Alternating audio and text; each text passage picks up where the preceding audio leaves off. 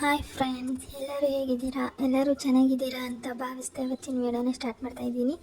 ಇವತ್ತಿನ ವೀಡಿಯೋದಲ್ಲಿ ಭೀಮ್ ನಮಾಸೆ ಪೂಜೆನ ನಾನು ಹೇಗೆ ಮಾಡ್ತೀನಿ ಅನ್ನೋದನ್ನ ನಿಮ್ಮ ಜೊತೆ ಇವತ್ತು ನಾನು ಶೇರ್ ಮಾಡ್ತಾ ಇದ್ದೀನಿ. ಬನ್ನಿ ವೀಡಿಯೋನ ಸ್ಟಾರ್ಟ್ ಮಾಡೋಣ.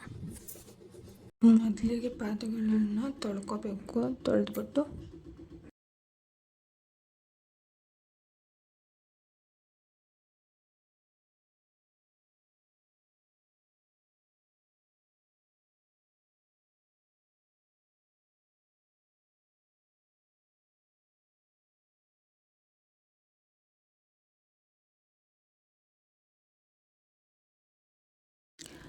ಅರಿಶಿನ, ಕುಂಕುಮ, ಹೂವುಗಳನ್ನು ಇಟ್ಟು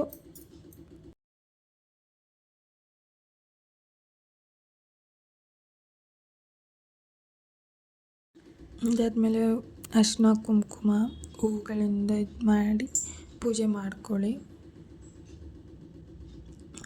ಪೂಜೆ ಮಾಡ್ಕೊಂಡಿದ್ದಾದಮೇಲೆ ನೀವು ನಿಮ್ಮ ಹಣೆಗೂ ಕುಂಕುಮ ಎಲ್ಲ ಅವ್ರ ಕೈಯಿಂದ ಇಡಿಸ್ಕೊಂಡು ಹೂವು ಮುಡಿಸ್ಕೊಂಡು ಮತ್ತು ಕಂಕಣ ಇರುತ್ತೆ ಅಲ್ವ, ಅದನ್ನು ಅವ್ರ ಕೈಗೆ ಕಟ್ಟಿ ಎಲ್ಲ ಆಯುಷ್ಷು ಆರೋಗ್ಯ ಎಲ್ಲ ಸಿಗಲಿ ಅಂತ ಭೀಮನ ಅಮಾವಾಸ್ಯೆ ದಿನ ಗಂಡನ ಪೂಜೆಯನ್ನು ಮಾಡ್ತಾರೆ ಕೆಲವು ಮಹಿಳೆಯರು. ಇನ್ನು ಕೆಲವು ಕಡೆ ಈ ಸಂಪ್ರದಾಯ ಇಲ್ಲ. ಹಾಗೆ ನೀವು ಆ ಕಂಕಣ ದಾರವನ್ನು ನಿಮ್ಮ ಕೈಗೆ ಕಟ್ಟಿಸ್ಕೊಳ್ಳಿ.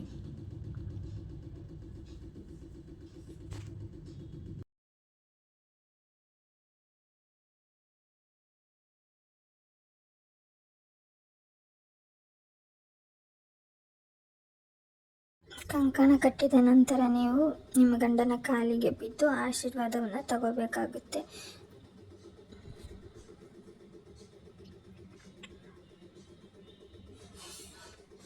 ಹೀಗೆ ನಾನು ಭೀಮನ ಅಮಾವಾಸ್ಯೆ ಹೇಗೆ ಮಾಡಿದೆ ಅಂತ ನೋಡಿದ್ರಿ ಅಲ್ವಾ. ಹಾಗೆ ನಾನು ಕೆಲವು ಮೆಮೊರೀಸ್ನ ಇಲ್ಲಿ ಲಾಸ್ಟಲ್ಲಿ ಶೇರ್ ಮಾಡ್ಕೊಂಡಿದ್ದೀನಿ. ಕೆಲವು ಫೋಟೋಗಳನ್ನೂ ಕೂಡ ನಾನಿಲ್ಲಿ ಶೇರ್ ಮಾಡಿದ್ದೀನಿ, ನೀವು ನೋಡ್ಬೋದು.